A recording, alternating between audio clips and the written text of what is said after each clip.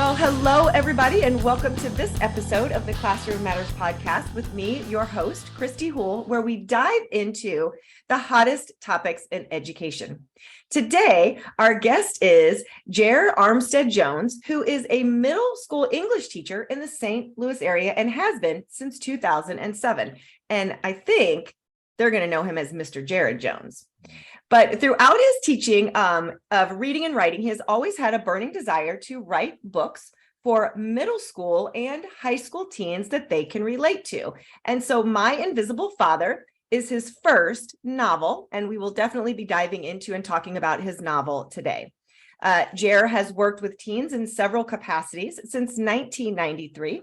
He has served as a youth minister, a youth facilitator at a juvenile correctional facility, and as an educator. He is also a librarian at the St. Louis County Public Library. So you're just doing all the things, Jaer. You're just everywhere. I am. And I keep telling myself I'm getting too old for this. I need to slow down a little bit. No, it's the opposite. When you get to like a certain age, you have to keep picking up more stuff and more.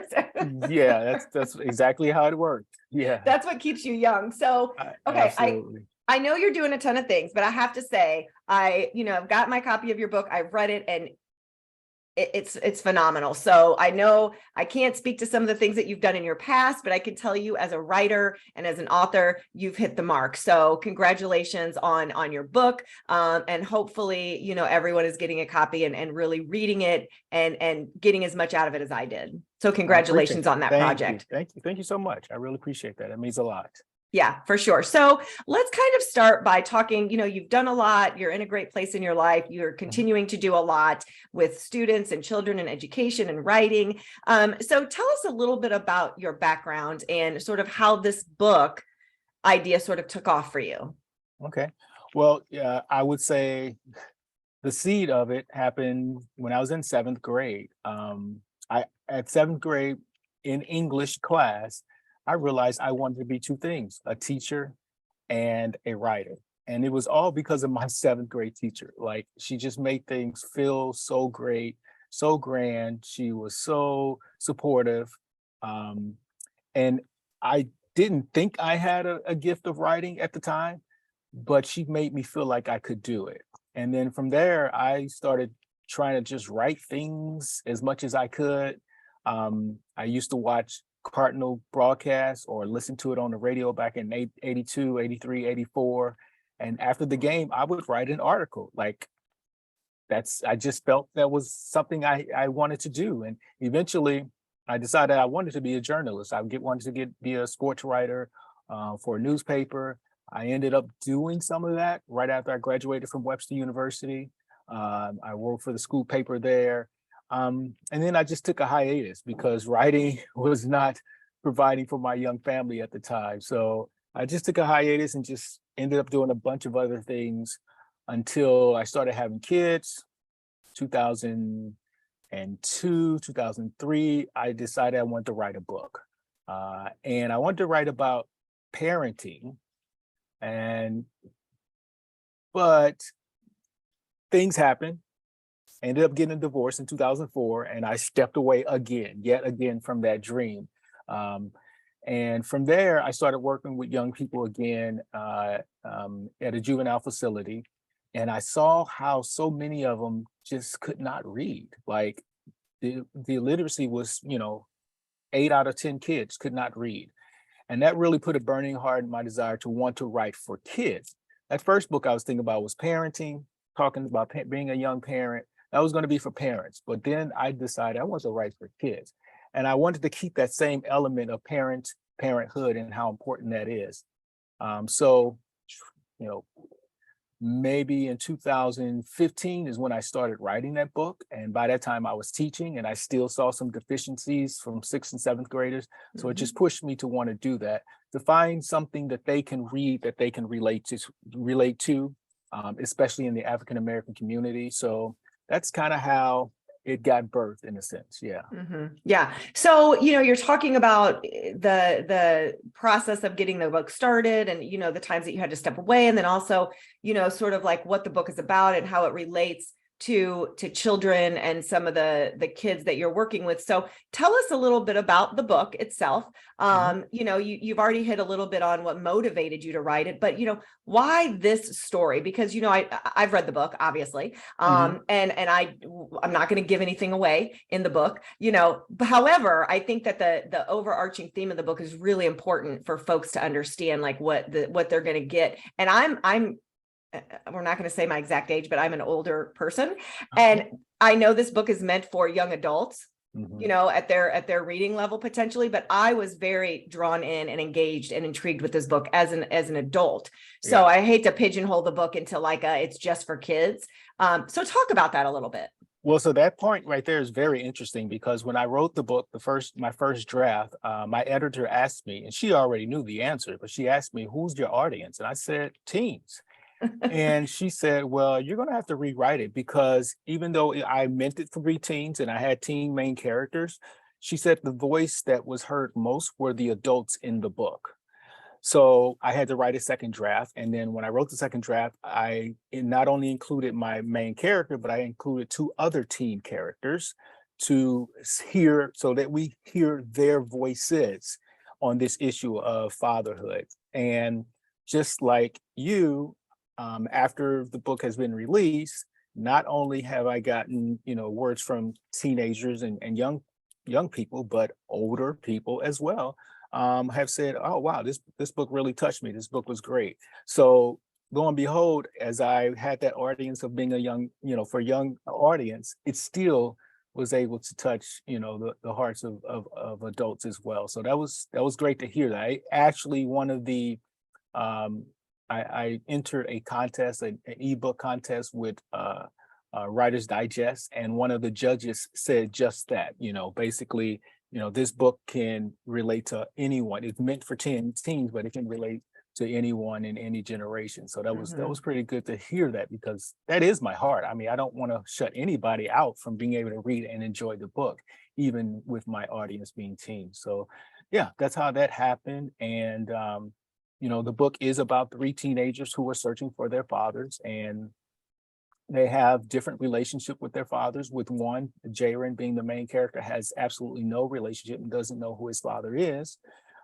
So he's struggling through that. He's struggling with living with a single mother and two siblings, and not being able to have, and to their needs not being able to be met. And then that causes him to do some things that he probably shouldn't do, but he thinks he's doing it because now he's the man of the house or something, right? We have another character, Cambry, whose father has been in prison most of her life, and she's pretty upset about that. She wants her father to be a part of her life. And because he's not, she has an issue with men in general. And she tries to keep herself from being involved with young men who seem to fall into that same stereotype as her father, right? She wants to stay away from that. So she's dealing with that. She's friends with Jaer, and they know each other pretty well, and they're dealing with their own issues together and separately. And then there's Asen, whose father is in the home, but he works, he has his own business, he's bringing her a lot of money, but he's not spending a lot of time with his son, Asen. And Asen is looking for that. He wants it, he desires it. And because of that, he's looking for something that he can't find. So he kind of acts out a little bit in school, gets in trouble, and he has to really reflect on that. So those three stories kind of come together at the end. Again, we're not going to give it away, but those three stories come in together at the end as you progress in the novel. Yeah. Yeah. And so I think it's so intriguing, kind of going back to what you said, and I want to tie it into another question. How folks were telling you, yes, this relates to young adults, but also adults, because, you think of all these characters in the book, right? So you have Jaren's mother, who's, people might relate to her. And you have Asen's father, people, grown men that have that relationship with their child might relate to him, where, obviously we're going to have children, teenagers that are going to relate to the teenagers, but you have all these other really interesting, you have the father in prison. So you have so many, a multitude of characters that somebody is going to be able to relate to one of these characters. And so where did you get the idea for these characters? Are these characters based off of real people? Are these completely fictional characters that you have no connection to at all. So tell us a little bit about how you developed these characters. For the most part, they are fictional characters. I would say one character that was really influential or influenced, I would say, by someone I know is Camry's stepfather. And even though Camry longed to have a relationship with her father and was upset that he was in prison and didn't stay there for his family, or Jaren's stepfather stepped in and is doing a great job with her and now her little brother. And she accepts that. She loves it. They love each other. It's genuine. And that kind of came from a little bit of my life. My biological father, I didn't really know him growing up. I didn't really meet him for the second or third time or whenever it was until I was a teenager. And I had a stepfather since I was 4 years old. And if you asked anybody in my neighborhood, anybody in my area, they all would have told you that that was my real father because he treated me like that. So I wanted that to be implanted in Camry's life to show that even some of us who have grown up without fathers, their stepfathers, their teachers, their coaches, just mentors that can not necessarily take on that position as a father, but be there to support and help and inspire and to help grow. So that was pretty much the only character that somewhat had some dealings with my real personal life. But all the rest, I guess a few of them could be mixtures of some of the guys I've coached or some of the guys I saw in juvenile and or taught. But that was really the only one, honestly. Yeah. Yeah. And so, I know you do a lot of work with kids. You're working in the school system. You're working in the library system. You've worked in juvenile, correctional facilities. How much of that work sort of impacted this book or motivated you to write this book? Pretty much all of it. I mean, it's almost like taking bits and pieces from everywhere I've been. Like, I think it's not by accident that I've been in all of those places because it helped groom me and help show me, what our teenagers need. And it gave me, I hate to use the word, but he gave me ammo to use so that I can put it in that book, inside that book, and the books that I want to write after this, so that not only can I relate to what they're going through, and I've seen it, I've heard it, and then I can kind of piece those things together to help them see that there's a way out of no way sometimes. There's a way that you can escape the problems that you've seen in your family history or in your neighborhood.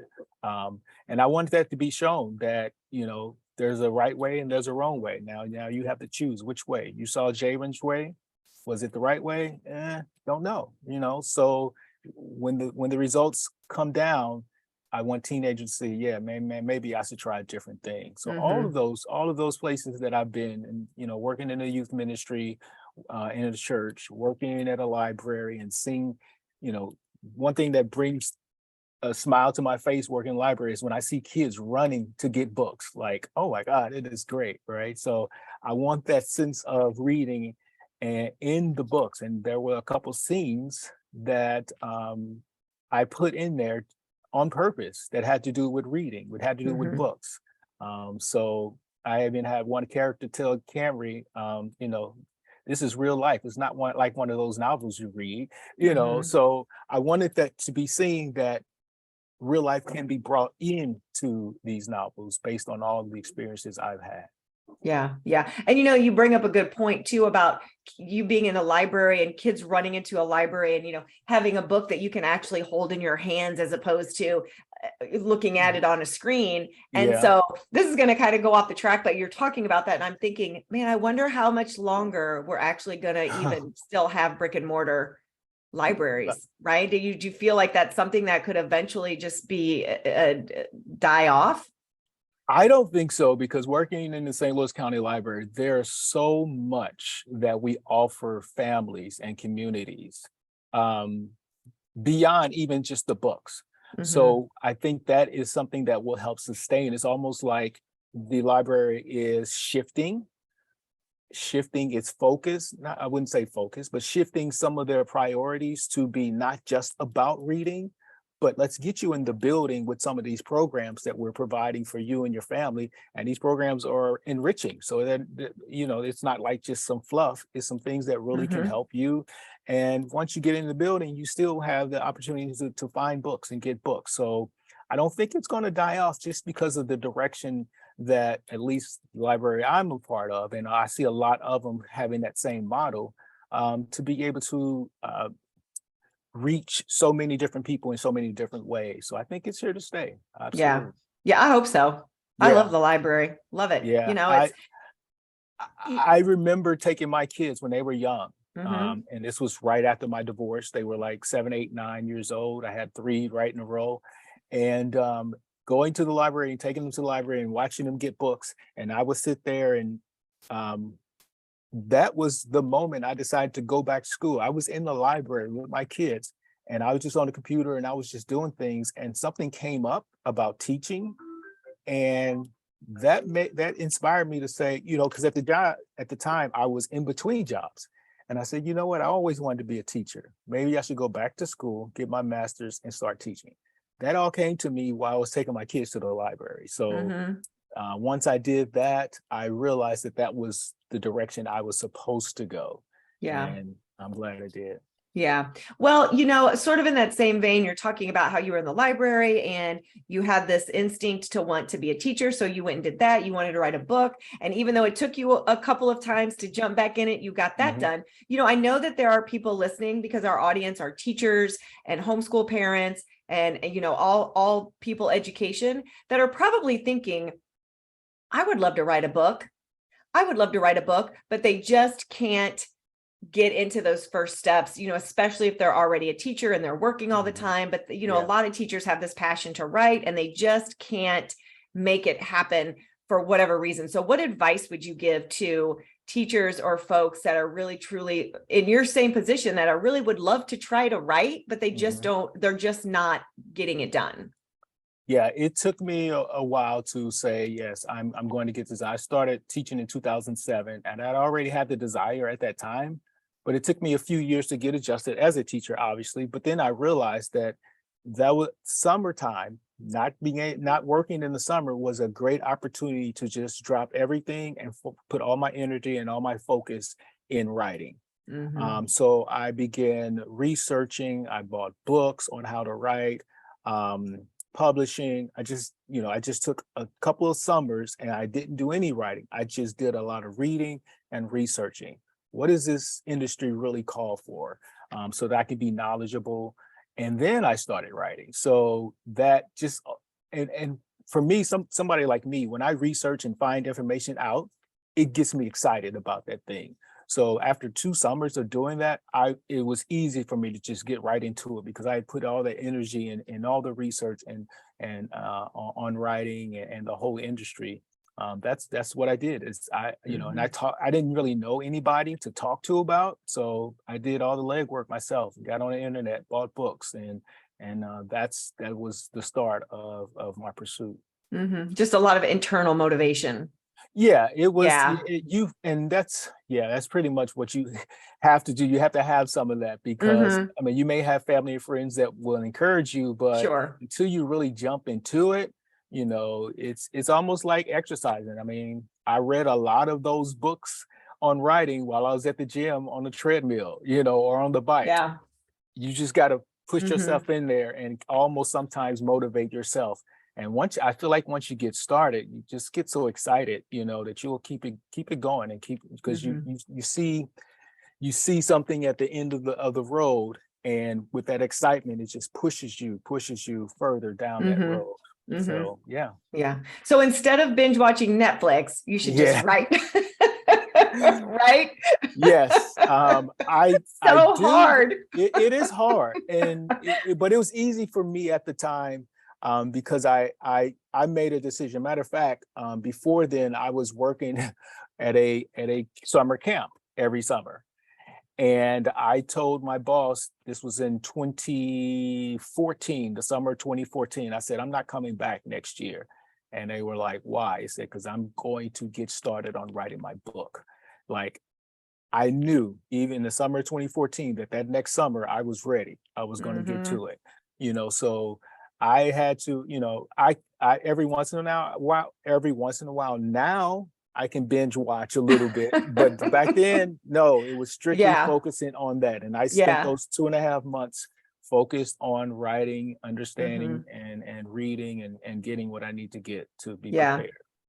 So that's great advice for motivating yourself and adults, but how do you bring the motivation into your classroom, right? How do you motivate? Because you're an author and you're a teacher. So you now have the ability to, or the potential, or the open door to motivate kids Mhm. that you're with every day to write and to be more creative. So how is that sort of trickling into the work that you're doing as a teacher? Well, I'll tell you, it's easier to motivate them to read than it is to write. If I have a class of 20 or 25 and I took a poll, which I do every year at the beginning, what are your thoughts about reading and writing? 75 to 85% of the kids would rather read than write. And I think I know a lot of that is because they feel like they're not good writers. They don't feel confident. They don't feel creative. They have a hard time coming up with ideas. So when we get to our writing units, I really try to show off not really just my things, but the things that I read. Um, one of the most important to me, one of the most important things to be a great writer is to be a great reader. Mhm. And if you can be a great reader, then you find opportunities to find different techniques that motivate you to use those techniques as a writer. So I we really focus right off the bat, we really focus on finding books you love, because once you do that, now you'll be able to look at some things that you can write and you really want to emulate some of the writers that you love. Mhm. When you are sending a query letter to a literary agent about your book or your writing, they're going to ask you, what's the comp, right? Basically, Mhm. they're saying what other books are like the one you have, which means that as a writer, I need to be looking at other good books and trying to emulate some of their things. Now, I have my own style, I have my own voice, but some Mhm. of those strategies, some of those techniques, you want to try to use them as well. So we show our students different multiple mentor texts, whether it's a short story, whether it's a poem, or whether it's a novel. And we tell them, hey, you want to try to emulate the techniques that you see these professional writers use. Mhm. Yeah. The question comes into my head talking to you and knowing that you're in the classroom and you're a teacher, when you talk about trying to allow your students time to find books, because I totally agree with you. You have to be a good reader in order to be a good writer. And you have to have access to good books. Mhm. But as a teacher, do you feel that, you said you try to find time for your kids to find books that they love and find things that really inspire them and engage them? Do you feel as an educational system now versus 10, 20 years ago when I was in the classroom reading books to my kids and introducing books to my kids, that we've sort of pushed out all the time that we used to have for reading, and now there's not enough time in the Mhm. day to even allow children to sit and read, because we're so fast paced with this lesson in math and social studies and science and curriculum and assessment that kids don't even Yeah, really get a chance to sit and read books in school anymore. Do you find that as a challenge, that as to be a challenge for you? that is absolutely a challenge, and we're trying to take that challenge head on. Where if you come into my classroom, the first 10 minutes, pretty much every day of the week, our kids are reading books that they want to read. Now, a couple of our units, we have one book that everyone will read at the beginning of the year, and I'm gonna plug it. It's from Alan Gratz, Refugee. Our entire seventh grade has been reading that book for the past several years, and it's that book's been on the New York Times bestseller list since it's been out, and Mm-hmm. it's an awesome book. And I think that book, as good as it is, it gets our kids. I've not heard one kid say, "I don't like this book." Like Mm-hmm. it's that great, right? So, but aside from that, Yeah. when we give them choice, that helps motivate them to want to read even more. Mm-hmm. Now there are some things that we have to do to adjust. Some seventh graders would read Dog Man and Diary of a Wimpy Sure. Kid every day if they wanted to. Mm-hmm. And as an educator, as a writer, I don't want us to get in the way of that fun reading. So what we do is we say, let's try some other genres while you're reading this particular book. Let's try some different authors. All right.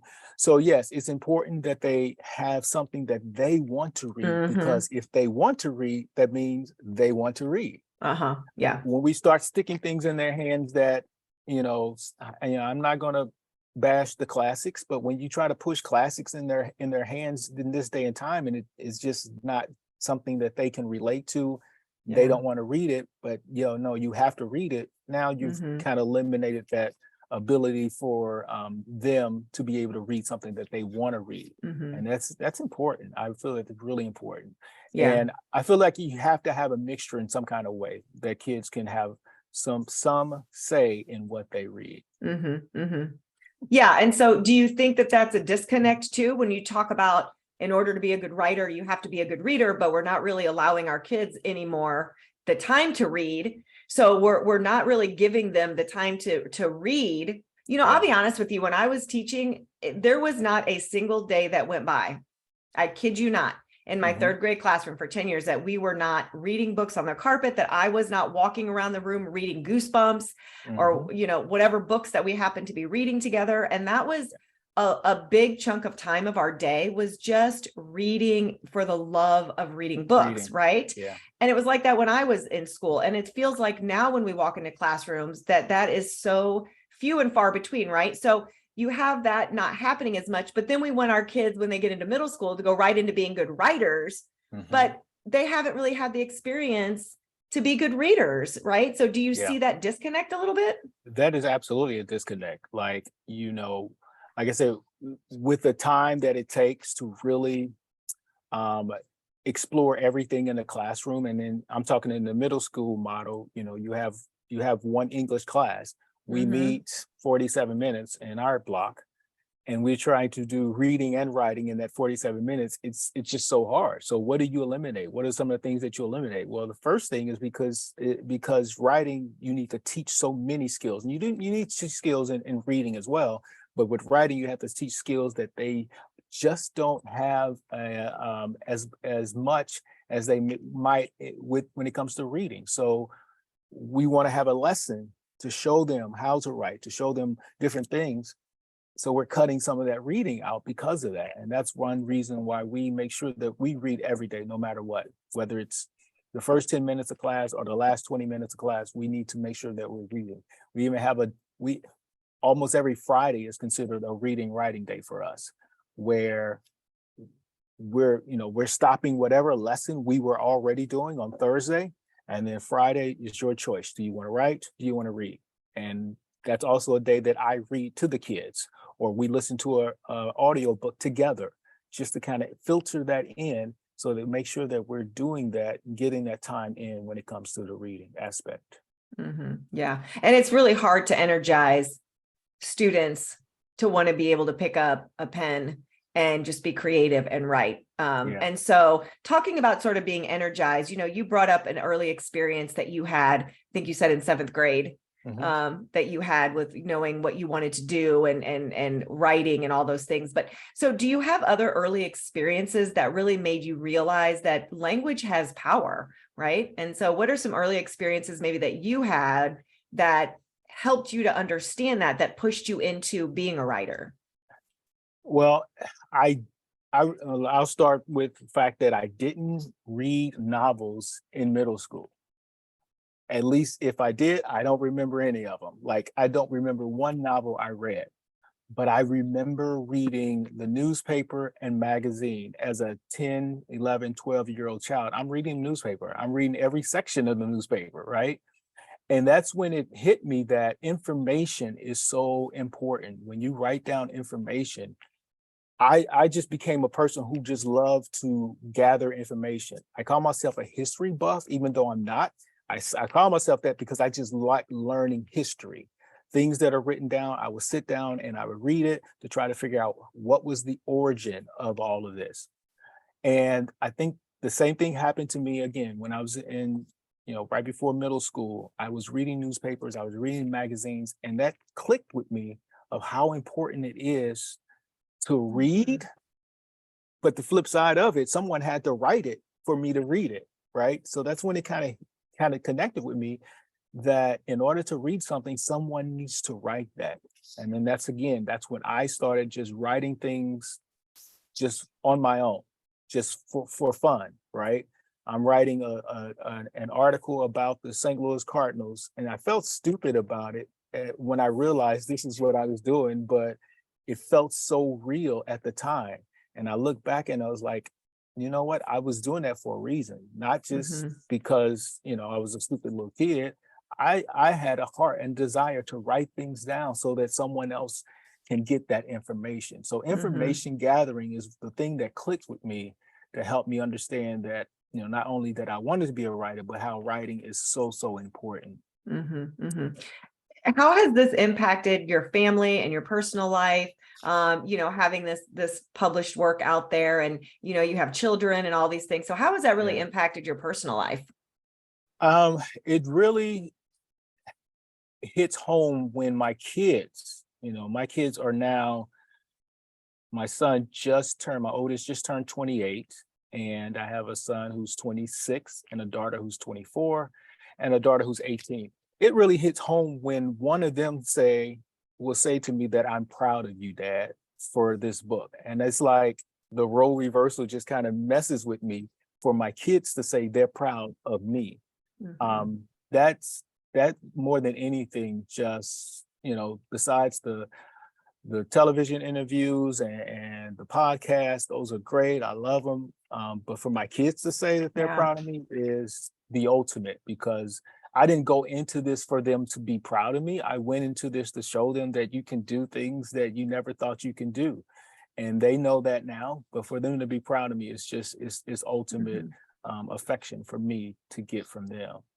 Yeah. And you also are leaving behind sort of a legacy, right? Of yourself. You're leaving behind your written word that will be here forever. So that has a lot to do with my name. So we kind of went through my name. My name is Jaer Jones, right? Jones is the surname of my stepfather. So when he married my mother at 4, I took on his name. But my writing name, Jaer Armstead-Jones, is that Jaer has something to do with my first name and my middle initial and everything. But Armstead is actually the name of my biological father.